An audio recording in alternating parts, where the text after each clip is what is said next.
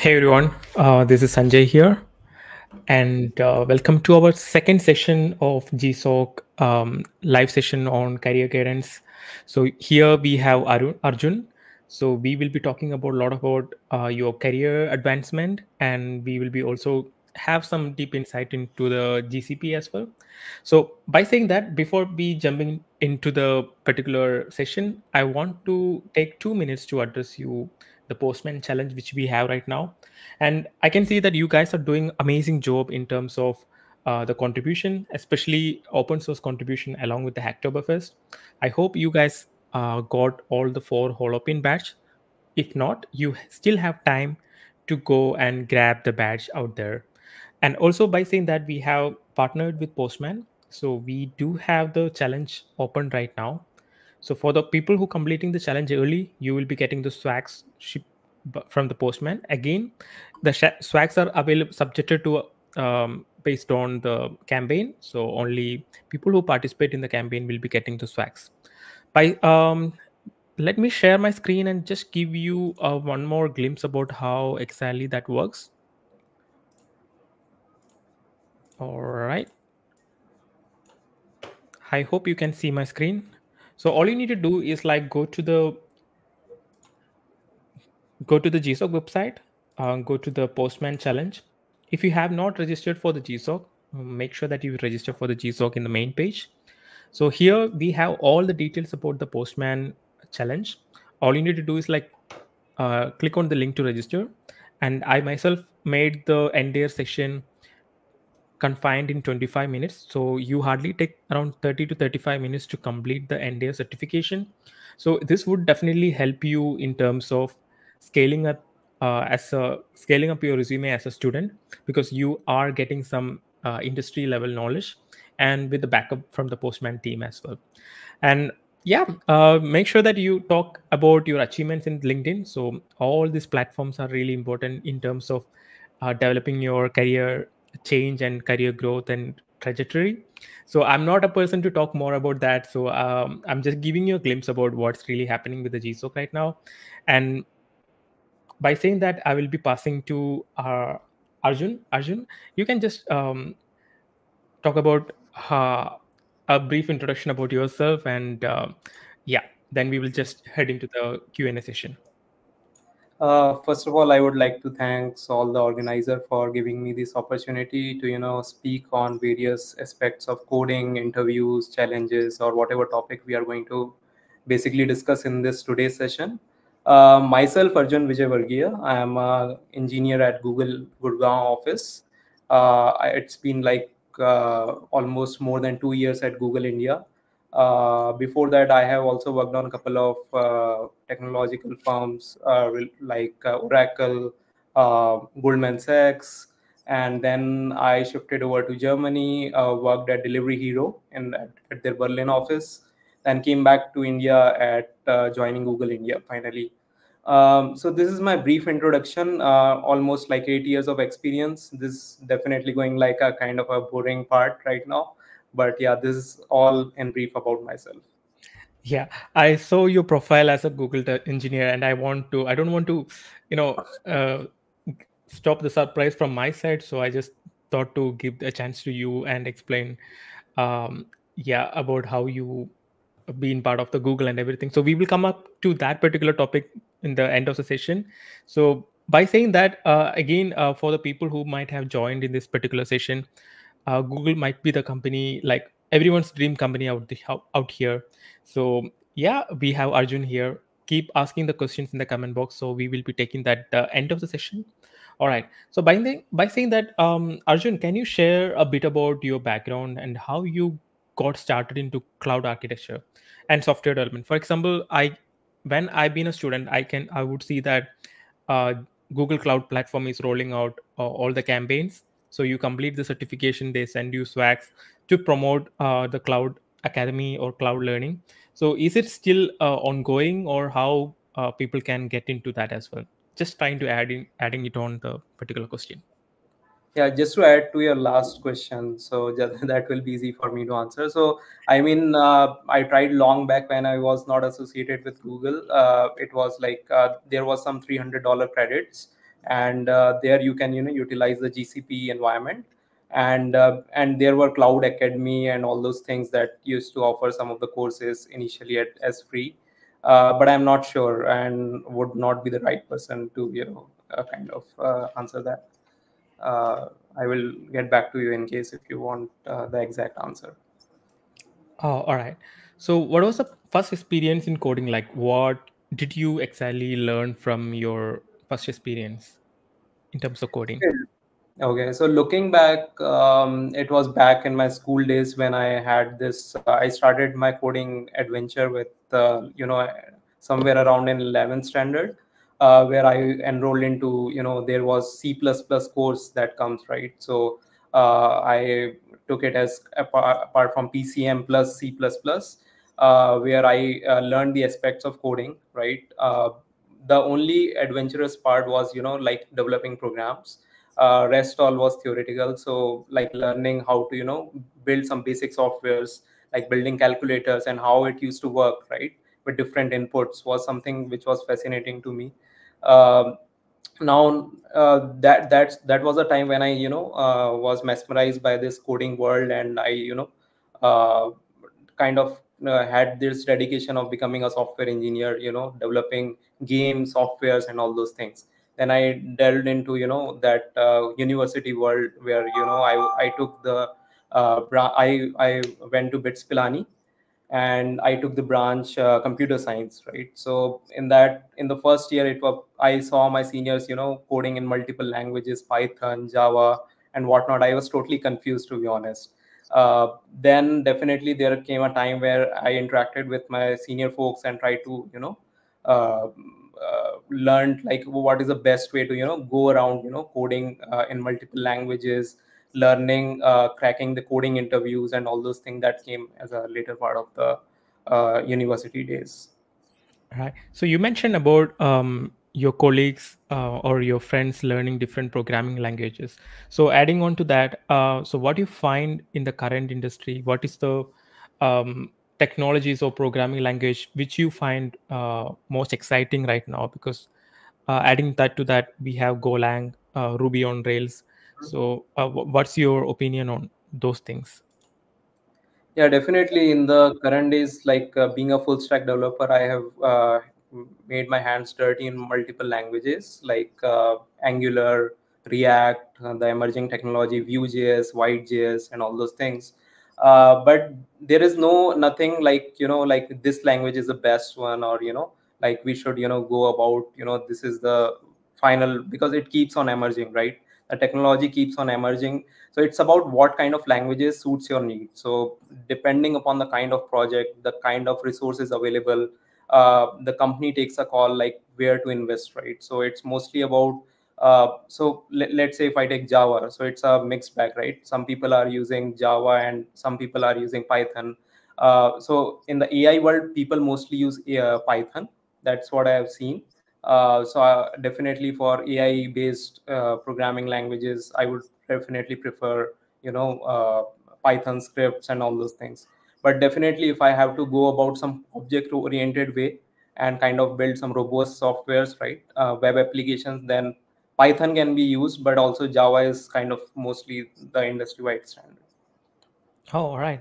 That's a bit of good insight for me as well. Like I was thinking, like, okay, Java is going down because no one using these days. Because even when you look into the GitHub Copilot, they are mostly trained on the Python programming language these days.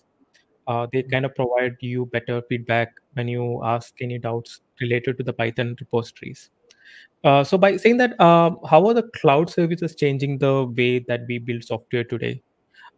Maybe you can touch upon the serverless uh, push from the cloud service. Okay, so definitely, I would just start from the scratch for the sake of the audience. So people who don't know cloud, so cloud is basically, like a bunch of servers that are, running in various data centers, right? So you pay some money and they will provide you with cloud offerings or services, right? So those are the things, like if let's say if I build an application in my local machine, right, and I want to host it for the rest of the public and make it live, right, I can host it at some data centers, right? So cloud offerings that are coming in market, like GCP, AWS, Azure, and whatnot, right? So it would be better to, it keeps yourself, busy in basically developing the business logic, and the rest all is basically the infrastructure work, where to deploy, how to scale, and all those things become really smoothened out if you start using cloud, right? So cloud is basically coming up with a lot of services, right? And what I think you mentioned, right, Sanjay, so like the serverless things, right? So serverless is nothing like really a serverless thing. Always there would be servers running behind. It's more about it keeps everything abstract at a layer, right? So you just have to focus on writing the code, dockerizing it, and running your softwares on their servers. You don't have to worry about which machine type to use, how many cores in a CPU that I need to use. It's more about serverless functions that you can, and it's mostly offered by the modern day popular cloud offerings. Right. By saying that, I went to a recent event where Amazon was trying to push this serverless thing. Like they have something called Redshift, something like that, serverless cloud. So they were trying to push very harder to the community, but I think the adoption of new technology will take some time. At the moment, I believe like Google and Azure is kind of leading in that particular terms. So the next question would be like, what tips do you have for students starting their career in software development? So you can see people are commenting over here. It's like it's a dream job. How to get a job as a software engineer? Yeah. So this would be one of the most exciting question for from their side as well. Okay, so I would basically break it down for you. This is, I think, the most popular question, and wherever you go. And always, I have been a public speaker for a long time, and wherever I go to an event and start speaking about, there would be some, ad hoc sessions that would come up with these kinds of questions, right? So that people, like the students from different universities, are very interested to know how to crack this coding interviews of these FANG companies, which that has come as a very popular term right nowadays, which I don't believe much. To be honest, it's like any other company's interview, but the strategy is something which every aspirant for these companies should be making, right? There are a couple of nuances around how to prepare it, right? The right way is something which is coming into picture nowadays, and there are tons of resources in the market, and there is a high chance that the students get confused, right, which one to use. And whenever an interview is scheduled, right, when the fourth year comes up, and you maybe you are applied as a lateral hiring, right, and you switch between different jobs, there is always a limited time that you need to manage and prepare with the best set of tools that are available in the market.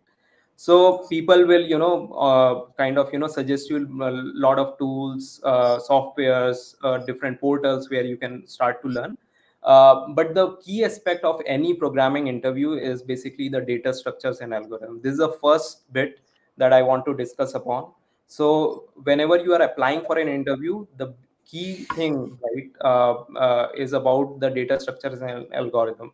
But I would take a step back, right, on a very previous thing that that gives you a kind of that will help you getting your interview scheduled is your resume, right? So that is the first topic that I would come up. So your resume should be refurbished in such a way that the system or the software or from the company, the hiring portal should pick your resume. Second aspect is like you should be not telling lies in the resume. It's totally fine. Like you should focus on what you have done and what you have done it perfectly. Like the companies are looking for something which you are specialized into, right? So let's say if you have developed a software in AI, right, or maybe you have kind of developed a very small application. It can be an Android application, or it can be a mobile application written in multiple platform. It can be hybrid applications, right, or any stack. So that should be the point of like you have invested some time, and that should be on your resume, right? And your resume should be short and crisp. Nobody has time about there are like to read the entire resume of 2 pages. I would highly go around with a resume of 1 page, right? That is something which one should be focusing upon. Second thing is, this is going to be a long answer. Sorry, you have to keep patience with that. And the second thing is definitely like when preparing. So once your resume gets shortlisted, right, uh, you should focus on data structures and algorithm. During my time, I used couple of resources. I won't just shortlist down to just a single resource, but it is going to be a lot of portals that I have used, like Geeks for Geeks, Lead Code, and I used to practice a lot. And apart from that, I had this background of mobile application development as well, so some programming aspect was coming into picture. But the one thing that I realized pretty soon was, you should be perfect in at least one programming language. Is something like if you are good in Python or Java, is something which is the most recommended one. You can go ahead with other languages as well, but C++ also offers some of the libraries as well where you can code fast, because the time management also is a key player when you are coding in these interviews. So the first round is going to be around a hacker rank round or a hacker earth round, or maybe you will be asked some question and you have to complete it in a stipulated time. So this is going to be your initial interviews where the key focus area would be on data structures and algorithm if you are applying for a software engineering job. um, Once you get past through it, I can discuss in detail what goes in a programming interview. But the further rounds, if based on your seniority level, it is going to be system design as well. So system design is also a kind of a key aspect, how to design system. I can give some resources, good resources, if time permits, that you can focus on preparing for system design. The last but not the least is going to be your kind of some sort of behavioral rounds where they would try to you know uh, think out, kind of judge you on your communication skills, your background, and how, if you are a team player or not, is something which is also relevant these days. Because when you enter a company, it's not about writing code. It's more about how you deal with pressure, how you deal with different aspects, how you provide your leadership skills to a team, is something which is relevant in your career growth within a company. So these are also some aspects around programming that I would just try to put it here. Got it. By saying that, you mentioned about the resume, so it's like a personal question from my side. So for a beginner, like a student, you recommend only to have a one-page resume, or what if like if they have a couple of internship or couple of projects which they've been actively contributing in open source, would you recommend to as a student to go beyond one page of resume? Yeah, I mean, it's fine. It's not a kind of a kind of a very hard thing that you need to put it in just one page. You can extend it to multiple pages, but the whatever you write should be short and crisp and relevant to what the company or the job description is for, is something which will get you shortlisted. All right, got it. So the next question would be somewhat related to what we have already spoken about. So as a first or second or third year students, what advice would you give to them to get ahead of their studies and career? So you already discussed about in terms of resume and preparation. Maybe we can touch upon the personal branding. For example, talk how to use the LinkedIn or GitHub in a wise manner, so they can get ahead of the other people in the market. Okay, so a couple of things. Like nowadays, recruiters, yeah, actively look for key profiles from LinkedIn platform as well. It is one of the most popular, platform, and you should always, apart from updating your resume, you should keep your LinkedIn profile updated, because recruiters, some of the recruiters are mostly interested to hire from the LinkedIn profile, and definitely Google, Amazon, Facebook. I used to get a lot of calls from these platforms only. So this is one of the key things. Secondly, you should also highlight your key areas of expertise. Let's say if you have done some solid work in AI, Python, or some application development that you have done, right? So AI is getting popular nowadays, and there is nothing without AI. That world is moving towards in that direction, right? So you should also start putting your areas of expertise in AI, ML, all those on LinkedIn. And also, apart from putting the profile, you should also try to reach out to the senior folks which are already working in these companies, right? Try to make connections. Not that you have to ping everyone, right? Because not everyone has time. Definitely, I also don't have much time, but I always try to answer and answer all kinds of queries that comes from different students and aspirants that are targeting these companies. But the key thing here is to like focus on your skills, work on your data structures and algorithm, and keep your resume updated. Calls will come, and definitely it will be for all good. So I found this comment bit more relevant to what we are discussing right now.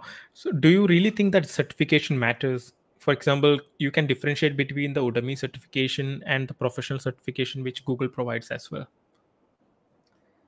Yeah, certification matters a lot, up to certain extent. So just to showcase and kind of have a kind of a veto or maybe a stamp on, like you've worked and invested time on something. Let's say you have a professional cloud architect certificate on GCP or maybe on AWS. So it's more about showcasing to the hiring manager or the recruiters that you have attained certain level of expertise in a particular skills, right?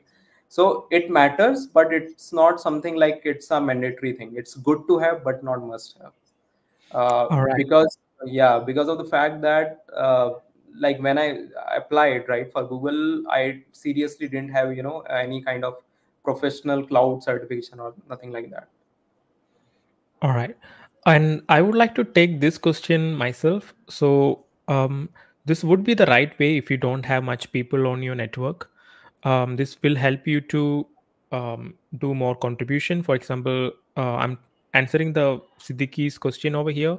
Like, whatever you learn, you can go into the LinkedIn or Twitter and share your learnings with other people, and make sure that you do provide some insights from what you learned. So this way, it's not just you creating a streak on your LinkedIn, so it will also help other people who follows you to learn in a very productive way. So yeah, that would be something good.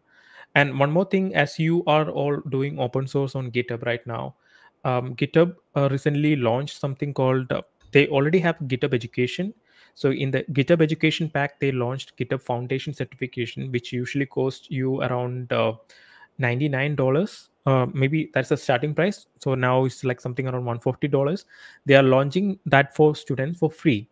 So all of those people who are wondering to get their first certification, I think you can get your first professional certification from GitHub for free. Or I think Google do provide some of the free certification as well, so you can explore those things. Maybe at the end of the session we will be sending you some relevant link for you guys to go and further explore yourself. So by saying that, we are heading to our next questions. Again, all these questions are almost like overlapping each other. So what is the one piece of advice you would give to beginners who are just starting out in the tech? So particularly in cloud computing or software development. I think you already addressed this answer. Maybe we can kind of brush it upon.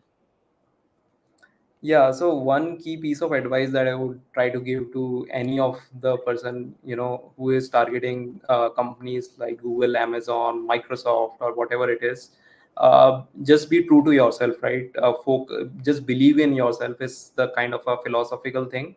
But definitely, you should start preparing. Nothing comes without hard work, right? So it's all about, putting efforts in certain domain skills. So you should start focusing on data structures and algorithm, because that is a base foundation for any programming interview, right? That is a key thing. Once you become well acquainted with like solving questions in a stipulated time and manner, then you should start focusing on other topics, right, like system design. Because once you get into a company, you will also be mostly focusing on this designing systems from scratch, right? Also, apart from that, try to inculcate a skill which is kind of popular in the market, right? It can be a full stack development, it can be a cloud based development, it can be AI based development, AI, ML. Start learning very basic algorithms of machine learning, right? Nowadays nobody is interested in mugging up the mathematical part of the AI/ML algorithm. It's more about how you will implement into your applications, right? So let's say if I will take a very basic example, right? Try to build a very basic chatbot, right? Which tries to, get some responses from the Vertex AI in Google, or it can be some other platform providers. Just try to sign up and, try to see if you are able to leverage that API, and you can create a very basic chatbot that answers your question. So you must be fascinated by a lot of, AI based tools like Chat GPT, Gemini, which is emerging in the market, right? So key thing, a lot of developments are going around in, developing this softwares, and you should also start to learn how these softwares are built. So this is something going to be becoming very popular in the interviews, and companies are looking forward to it. Okay, so we have some other relevant question from the contributor out here. So they are asking like, is the college CGPA is really important cracking the interviews in the companies like Google or Amazon or any other companies? Okay, so that's a very good question. But to be honest, like companies like Google, Amazon, mostly, don't focus much on your CGPA, because CGPA, I won't say that's not a, like, you should not, you should stop studying, right, in college. But it's more about, how much time and energy you are investing, right? So definitely, couple of things are theoretical in college, which I can definitely understand. But CGPA is not the ultimate criteria, right? To be honest, I was an average student in college. I never used to get, full pointers. But what I focused is not on, like certain key aspects, like, developing mobile application development, and definitely, subjects like data structures and algorithm, DBMS, information retrieval, machine learning. If it is offered in college as a course, right, you should start taking that course as well. So CGPA, up to a certain extent, I would say it matters, but it is at a very initial stage, like when you go out fresh out of college, because it is Yes. kind of used as a criteria to, shortlist amongst a good amount bunch of people, right? So company find it sometimes very convenient to, shortlist based on CGPA. Right. I think it's not just in India, even outside, it's somewhat relevant. When you are just out of the college, they use this kind of criteria to filter people out. Because I have noticed, like, I just finished my master's and I just noticed most of my Mhm. batchmates who scored beyond 80% of the CGPA, they got a job opportunity in the first 1 to 5 months of time comparing to the other people. So I do believe like it do plays a role to a major extent as well. But again, it's all about your talent. If you believe in you, what you do, definitely you will get into a good position. So we have one another interesting question is like, is the competitive coding also important? So I will just touch upon that like so along with the competitive coding, do you think that the problem solving skills is also a part of getting a good opportunity? And especially in the companies like Google, I do heard that okay, they do have a behavioral round, and along with the googliness checking. So you can also talk about that so people know about what is that particular world googliness is all about. Okay. So, to answer your first question, where you are mentioning that is competitive coding also important? Okay, so competitive coding is important, but again, it's up to a certain extent. So, if you do competitive coding, well and good. But if you kind of, if you are able to solve questions, directly, like given, but by the companies, and you try to solve it without, getting any help, or, within a stipulated time manner, that is also fine. But when you are in college days, you have, lot of time, right? So when you start doing competitive coding, it creates a kind of a habit of, problem solving. So when you start solving problems on your own and try to see it works, it gives you a sense of confidence, and also, it also masters your concept on working on a specific programming language. So let's say if I solve 10 questions per day in a college, right, on, let's say, in Python, right, in a competitive, doing competitive coding, it gives you a sense of, kind of feeling that you are able to, come out with a solution. So it's more about getting the solution, and that's what the company is focusing as a part of their, when they judge you on the problem solving skills. So it matters a lot. It gives you speed. Time management is also important in the interviews. So if I keep on doing competitive coding at a very good frequency, and also at a kind of in a daily manner, then definitely it will boost your confidence a lot. All right. And we have another question is like, what materials or videos can be used for improving our problem solving skill? Anything, any particular books or any particular YouTuber you follow to get in updated with the tech, or something which can answer Asher's question over here? Okay. So just to, I think I didn't answer the last part of your question, the previous question. I'm not sure what was that. But yeah, I would just answer this one.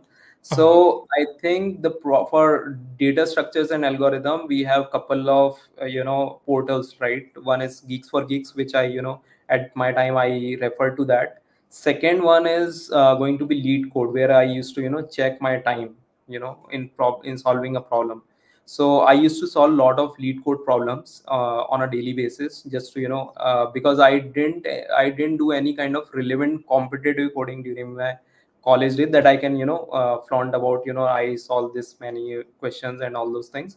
But I used to be kind of a daily user of lead code. I won't promote that, but kind of it is one of the key popular platform nowadays. Secondly, regarding system design, there was something like educative.io during my time. It might have changed by now, but that I refer to it. And also there are a couple of freely available videos on YouTube where I used to kind of go there and try to see what are the best possible ways to come up with a video based streaming platform, right? So let's say I have to design Netflix, right? So what are the best? So I used to go to YouTube and try to see what are the best solutions available in the market, right? And what are the different approaches and strategies to design a Netflix application. So kind of your curiosity is going to be a key player here, and try to see what are the different ways we can design a system, because there is no definite answer in a system design. There are a bunch of materials, but there are people. I think Gaurav Sen is one of the key. He's doing a great job as well nowadays. So also a lot of there, I don't want to promote anything specific. all right. So maybe I will be sharing a book name which is called Cracking the Code Interview by McDowell. So which McDowell, is like yes. most popular OG book available in the internet right now. So maybe you can get that uh, book online for free, maybe, and get the information. So by saying that, let's head into the next one. So could you share a personal challenge you faced during a coding interview, and how did you handle it? Okay, so one of the personal challenge that I faced during was, again, during, like, I applied for Google couple of times, and this was one of my rejection stories. So one of the key things that I was in one of the Google interviews, and I was kind of stuck at one of the problems, right? It was for just like 50 minutes, where I was given a stipulated time manner I need to solve. I was stuck, and the problem was a bit hard, kind of LC hard, they call it. So I keep on, trying out multiple ways and approaches, and kind of, became nervous after 15-20 minutes. That I kept on thinking like, this is my third round, and I won't be able to go ahead, and my chance is over, right? So one of the key learnings, right? And I kind of messed up my interview, right? And I didn't get selected during that time. But the learning is something which was important from this interview was like, you should never get nervous, right? Whether be, I have seen people, cracking the interviews even after, getting a very challenging problem. In the first 20 minutes, they are not able to even click on the, they didn't get a click of that problem, right? So after 20-30 minutes, they, if you have a strategy, if you are lucky enough that interviewer is trying to play around, or maybe like come up with, he has asked or she has asked a very tough problem, trust yourself, believe yourself, and try to go towards direction, in the direction of the correct solution. That is sometime that will fascinate the interviewer that you are, your trying abilities is also good. So this is one of the key learnings that I got. All right. So, adding to that question, so when I did the interviews, mostly they do ask me to write the code in a notebook, for No. example, Sublime Text or Notepad plus plus. And have you also encountered anything similar to that, or is it like a standard routine? They will make you to code on the not on the IDE and expect you to explain the syntax or how is your thought process is going on. Is it the same thing which you have also gone through? Yeah, I have been into couple of interviews where I don't have to, code it in a particular ID or something like that. It's a kind of a plain blank sheet, right? The document where I need to, just start coding without any indentation. I know it's a kind of a problematic, and it kind of lowers your confidence, because we generally tend to, do some auto suggestions and all those things are there. But over a period of time, when you start, solving problems on a daily basis and try to, you try to learn syntax as well. So learning syntax is also a key thing here, that will help you, crack these coding interviews. And let's say company is demanding that you have to code without any ID or something like that, which I think Google is also doing something similar kind of that. So in that case, you should, like, before your interview days, try to practice on a Google Doc or something like a Sublime Text without any libraries imports, because they're not interested about, library. They are focusing much on the collections that you are trying to use, like a data structure, the hash maps. At least that syntax should be correct. Rest all, I think, the interviewer is not focused about. Right.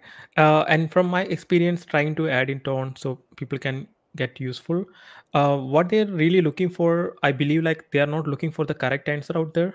They are looking for how your approach towards the issue they are giving to you.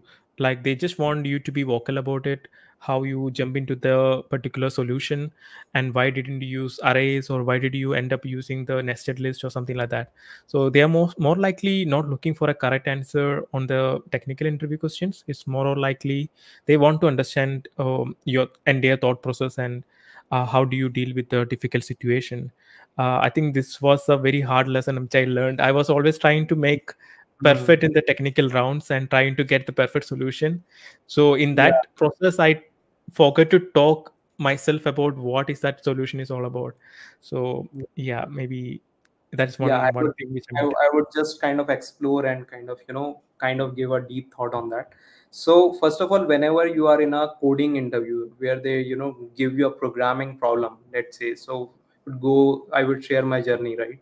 So what I used to do is, like, first of all, I would read the problem very carefully, right? So that is one of the key things here. So learn and understand the problem. And sometimes when you are sitting for interviews like Google or Amazon, some of the key informations might be missing, right, in the problem itself. That is done purposefully to, to kind of judge you whether you speak out loud or, you understand the problem correctly. So some of the key things might be missing, that you have to go into the clarification phase. First is the reading phase, where you read the entire question carefully, try to see what are the missing pieces in this question, right? Try to think out loud and kind of, ask clarifying questions from the interviewer. That is one of the key things that will, make your interviewer also have a kind of a green take on whether you speak out loud. And you always, like a discuss, you always go in a collaborative manner, right? That is one of the key things that they're looking in a company. So once you have the clarifying question, start with the, don't jump onto coding directly, because this is going to, waste your time, and you will end up not getting selected, right? So first of all, try to take some examples. So let's say if you get a question on a tree, right, or maybe on a graph, so try to see some, kind of, try to visualize that problem into your mind and see what are the inputs that I can give, what kinds of input I can give. Then once you have the kind of, like, you give this input, you process it out, and what is the final output that you need to produce, right? So if it's a graph problem, then what is it expecting a hash map or something like that. So once you have that clarification, you can start with a very basic brute force solution, right? Like a very layman manner, you start with a maybe O of n square, O of n cube, right? Now, once you have that kind of strategy, this is all going in strategy. There is no coding started yet, right? So in the first 5-10 minutes or maybe 15 minutes, take it up. If it's a 1 hour interview, try to visualize the strategy, come up with a very basic solution, try to optimize your strategy. So you have to discuss with your interviewer that, like, this is O of n cube solution, now I can use this hash map to make it an O of n square, right? Or maybe O of n log n, right? So those kinds of thing is going to matter a lot, because that will give a confidence to the interviewer that you are thinking in multiple directions, right? You are not just jumping onto a solution just for the sake of completing the interview. Interviewer is not interested about arriving at the final solution, because solutions we can look at it into the books. It's about the approach that matters, like how you arrive at a solution that matters. Sorry. So first of all, just be confident on what you are suggesting. Then you start, once you have the strategy kind of discussed and you have a kind of a consensus with your interviewer that this is the solution that I'm proposing, and is it looking good to you, kind of try to take feedbacks from the interview. So once he gives a green signal, try to start coding. Try to make as less mistakes as possible and look less confident. Try to use the data structure which is readily available. Nobody's interested about the implementation of a hash map. You can use your libraries collections in most of the cases. And once you have your solutions, not just say to the interviewer that, hey, I am done, and you can evaluate or something. Like, it's always going to be different use cases, right? It's going to be, you need to protect your code from null pointer exception. Try to check for null checks. Try to do a dry run of your code with multiple sets of inputs.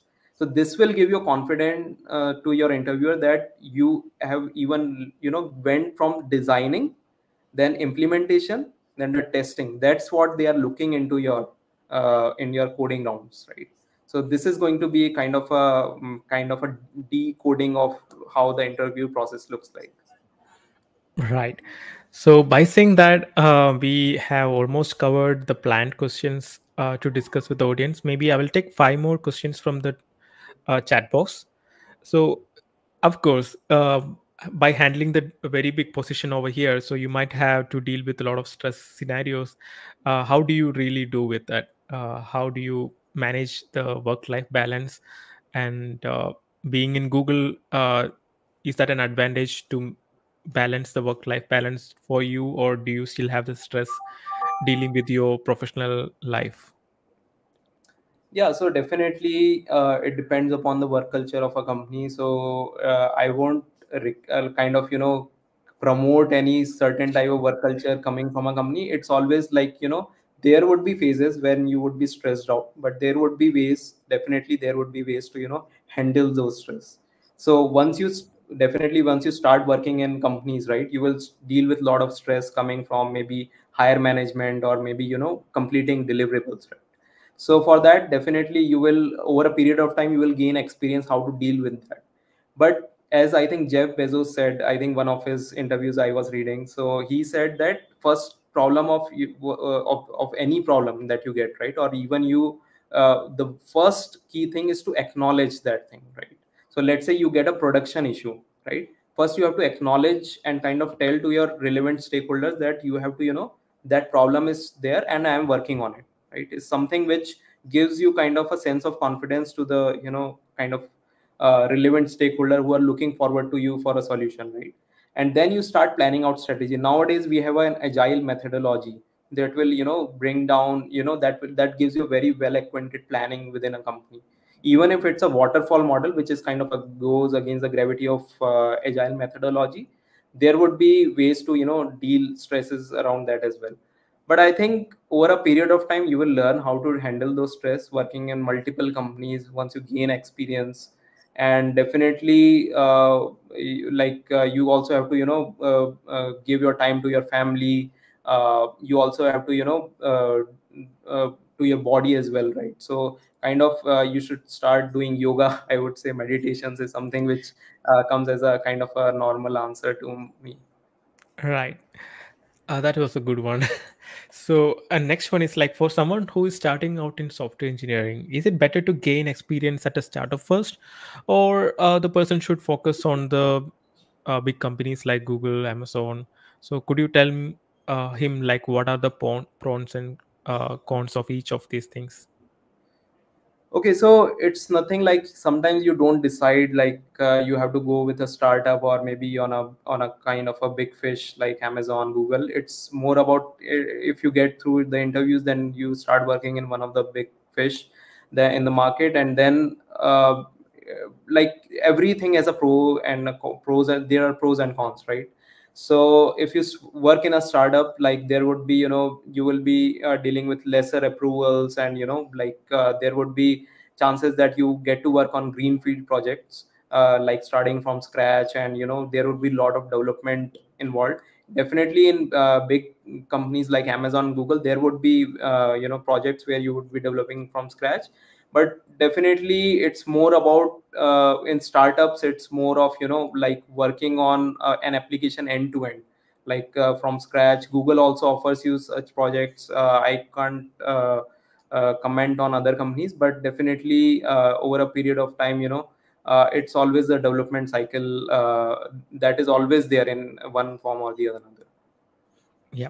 So this is from my side the question. So I heard like in Google, like you can work on one of your interest projects, right? If I'm like Yeah. you can choose any of the project, for example, YouTube Music or YouTube or Play Store. So are you working on something which you something like that, spending Yeah, I'm some of working your on. time? There is a concept of 20% project, so you can Yes. dedicate your 20% of your time in one of the projects that is currently running in one form or the another. So that will enhance your look apart from your key product engineering team, like what are the projects going on, and you can start contributing to it, so that you also get to learn new things from different projects, is what ultimately the agenda there. All right. The next one is like bit tricky. Like, what if the person having zero knowledge in DSA but good hands-on experience in web dev? So even I was in this particular situation like 5 or 6 years back, where a DSA used to be scare me a lot, but I was really good at in terms of full stack development or some other perspective. So, what you will give an advice to people like them? Okay, so definitely there is nothing like without DSA in the current paradigm, right? Unfortunately, that is not possible. So, like companies, ask DSA question, you have to understand the intent of it, right? They want to, in a fixed stipulated time manner, they want to understand your problem solving skills, and that is not going to work with asking a web development application. Like maybe in a certain interviews, I'm not sure about, some companies may be asking direct straightforward questions to on web application development, but most of the cases I have seen that DSA gives you the foundation of it, right, in any technical interviews. So this is the best way company can judge. There is always joke going around in the market that you give interviews in DSA, but when you enter a company, you don't use DSA, right? It's not true, to Exactly. be honest. But it's like you tend to, when you are writing a code, you are kind of using DSA behind the screens, it is working, right? So but companies have kind of inculcated a culture, or kind of a convenient way to judge you on in a very small, because they have to judge multiple candidates, right? They can't go ahead with asking everyone around and developing web application. So I won't say that you should just focus on DSA, or maybe just focus on web development. Focus like at least 70% on DSA and 30% on other things, right? That is going to matter a lot. Right, makes sense. So this is the last question we will be taking. So is the DevOps and cloud computing same? So if not, what is the different roadmap to learn them respectively? And if there is any relevant resources which you can suggest them? Okay, so DevOps is basically, these two are, totally different things, and kind of cloud computing also has an offering of DevOps, I would say. So when I say DevOps, developer operations, it's a kind of a key area in a software development world where you try to develop a software and then starts the DevOps operation where you have a kind of a pipelines running up and deploying your code to multiple lower environments or the production based environment, right? That's where the DevOps comes into play, where you establish a CI/CD, continuous integration, continuous development pipelines, and that's where the DevOps comes in. And there are popular tools in the market like Jenkins and other tools, like in GCP we have Cloud Build. So those are the things like that will help you kind of automate the process of deploying the softwares, is something where the DevOps comes in. And cloud computing is kind of a big chunk, right? So that has multiple key offerings. So GCP is kind of, I would say, a cloud computing kind of a platform where you can have a kind of one of the key tools like Cloud Build is one of the DevOps tool that you can use to deploy your softwares. Okay, the next part of the question, if not, what is the difference and the roadmaps to learn them respectively? And if some resources you can share. Okay, cloud computing, like you can, target for a certification, right? For Google, we have professional cloud architect, cloud developer associate certification. So in that process of, achieving that certification, you will learn a lot of things, some hands-on will be there, and you will learn cloud computing. For DevOps, you can go through some trainings on Jenkins or maybe some popular tools that are available in the market that will at least clarify your concepts on that one. All right. So yeah, I hope this would be definitely helpful for anybody who is learning. And if you could, if I think many of couldn't join the live session today, but we will make sure that we will be forwarding this link and your LinkedIn ID, if you don't mind, to all the 50,000 people who registered in this program today. So that would be really helpful for them, because I want to personally make sure that I'm sharing this to them, because this kind of knowledge you won't get it unless you do 1:1 mentorship. And I'm really happy that Arjun was like really open to answer all the questions, uh, you know um, clear cut throughout the 52 minutes of the live session. And Thank adding you. to that, I heard like few people asking me question like, is the GSOC will help getting into Google Summer of Code? Maybe a bit. It's up to the perspective. For example, Girl Script Summer of Code is designed only for beginners to understand what is this open source is all about. And we do have high level coding people out here, but again, our main priority is to you to introduce into the open source learning and open source contribution, and try to do learning coding through doing a collaborative environment. So maybe if you continue that, definitely if you create your own organization, or if you work on high level repository, that can eventually lead you into get into Google Summer of Code maybe in the future. Again, there is no guarantee. It's all about your hard work, how much time you spend on open source contribution. And maybe Arjun can help us like talking about the Google developer groups. Being in those developer groups has any advantage in terms of scaling up as a contributor or scaling up as a developer? Maybe we can take this as a last question and we can wind it up. Right, for sure, definitely. So I would tell you a very interesting story about this, about myself. Okay, so I was in third year. There was kind of, in second year, I tried for Google Summer of Codes. Okay, and that's where there was kind of an organization which I was targeting. I was, so as a part of so first of all, I would try to say, as a part of Google Summer of Code, you need to reach out to an organization, start contributing in their open source repository or something like that, and try to give a roadmap of what they are going to build in that particular Summer of Codes, right? So in second year I tried for it, but unfortunately they took someone else. Okay, that's fine. I learned a lot on, how, because there are a lot of applications against a particular organization. So there are multiple organizations. So for those people who don't know Google Summer of Code, there are multiple organizations that would be participating in a year, and once they selects you for an organization, has couple of slots, maybe two or three, and if they selects you, you are kind of given some kind of money from Google to work on that particular project, and that is going to be an open source project, right? So I tried that in second year, but I failed, right? Now that's a kind of a rejection story. I tried hard, but the good part that I learned is like how to contribute in that open source, right? Is my first stepping stone in that world of open source, right? Now the next year I also tried again, but unfortunately I failed this time as well. Okay, so it's about like learning, and sometimes you don't get that acceptance that easily, right? That's fine, but in that process I learned a lot. I learned a lot about mobile application development because that organization was developing in Android. So I learned about a lot about Android. So I would highly recommend to anyone who is in college or maybe working for a company to keep contributing to open source world for multiple reasons. The first reason is you will get to learn a lot on your programming language on which it is. So let's say if you don't know mobile application development, right? If you start contributing to an open source repository in GitHub, which is speaking about Android or maybe developing a library in Android, just go ahead and start finding out maybe some bugs or some open issues which are there, right? So you will get to learn a lot, and your pull request getting merged is something which you can even put in your resume that you have contributed to an open source.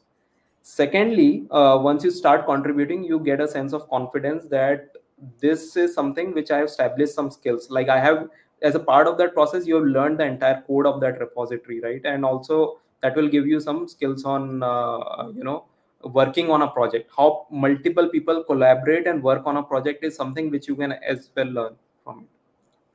So Right. anything I missed out in the question, if I be happy to answer.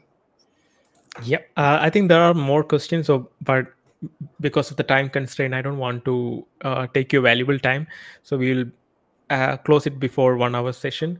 So again, I can see some of the comments over here. It was really insightful for them to watch this session and learn from you, from the experienced developer. That's why we from the organization team trying to reach out to the amazing people out there who can really share the real time experience.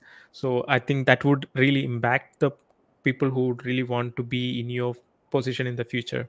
So yeah, by saying that, thank you Arjun for joining the session with the Girls Crisp Summer of Code. I hope we can have further session in the next program. So, and thank you for joining, and thank you for your amazing feedback. Thank you. Thanks everyone for listening out and for joining this session.